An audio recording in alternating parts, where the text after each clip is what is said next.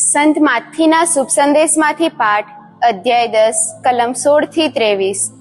બોલનારા તમે નહીં હો, પણ તમારા પરમપિતાનો આત્મા તમારી મારફતે બોલતો હશે।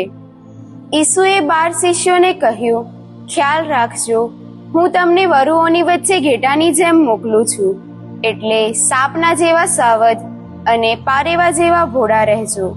લોકોથી ચેતતા રહેજો, કારણ તેઓ તમને અદાલતને હવાલે કરી દેશે અને પોતાના સભાગૃહોમાં તમને ચાબખા મારશે અને મારે ખાતર તમને સુબાઓ અને રાજાઓની આગળ ખડા કરવામાં આવશે, જેથી તમે એમની અને વિધર્મીઓની આગળ મારા ઉપરની શ્રદ્ધાનો એકરાર કરી શકો।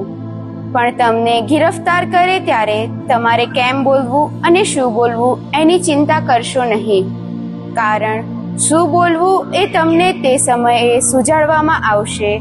તે વખતે બોલનારા તમે નહીં હો, પણ તમારા પરમપિતાનો આત્મા તમારી મારફતે બોલતો હશે। ભાઈ ભાઈને અને પિતા સંતાનને મૃત્યુદંડ માટે સોંપી દેશે। સંતાનો માતા પિતાની સામે થશે અને તેમને મૃત્યુદંડ દેવરાવશે। મારા નામને કારણે બધા લોકો તમારો દ્વેષ કરશે, પણ જે કોઈ આખર સુધી ટકી રહેશે તેનો ઉદ્ધાર થશે। એક ગામમાં તમારી સતામણી થાય તો તમે બીજા ગામમાં ભાગી જજો।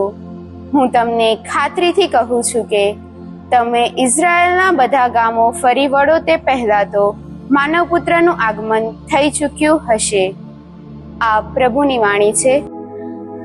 આજના શુભ સંદેશમાં પ્રભુ ઈસુ 12 શિષ્યોને ચેતવણી આપે છે કે તેઓ તેમને વરુઓની મધ્યે ઘેટાઓની જેમ મોકલે છે, તેથી તેઓએ સાપના જેવા સાવધ અને પારેવા જેવા ભોળા રહેવાનું છે। તેમ યુવા મિત્રો, આપણને પણ વિધર્મીઓ અને દ્વેષ કરનારાઓની મધ્યે ઘેટા સમાન મોકલ્યા છે। તે લોકો આપણો દ્વેષ કરશે, આપણો તિરસ્કાર કરશે, હસી મજાક કરશે, પરંતુ તે સમયે આપણે યોગ્ય રીતે, યોગ્ય જ્ઞાન, ડાપણ, બુદ્ધિ અને પરમપિતાના આત્માની દોરવણી થકી આગળ વધવાનું છે। તે સમયે આપણે શું બોલવું, શું કરવું, તે પરમપિતાના આત્મા થકી સુજાડવામાં આવશે। તે સમયે આપણા થકી પરમપિતાનો આત્મા બોલશે। યુવા મિત્રો, તમે જાણો છો તેમ અત્યારના સમયમાં પરિવારમાં ભાઈઓ વચ્ચે, માતા પિતા અને સંતાન વચ્ચે ઝઘડા થાય છે।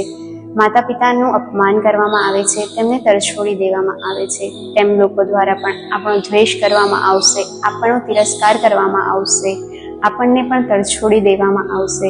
પરંતુ શું એ સમયે આપણે પ્રભુ ઈસુનો સ્વીકાર કરીએ છીએ? શું એ સમયે આપણે પ્રભુ ઈસુમાં શ્રદ્ધા રાખી અંત સુધી ટકી રહીએ છીએ? પ્રભુ ઈસુ કહે છે, જે આખર સુધી ટકી રહેશે તેનો ઉદ્ધાર થશે। તો જો આપણે પણ અંત સુધી ટકી રહીશું તો ચોક્કસપણે આપણા ઉદ્ધારક પિતા આપણો ઉદ્ધાર કરશે।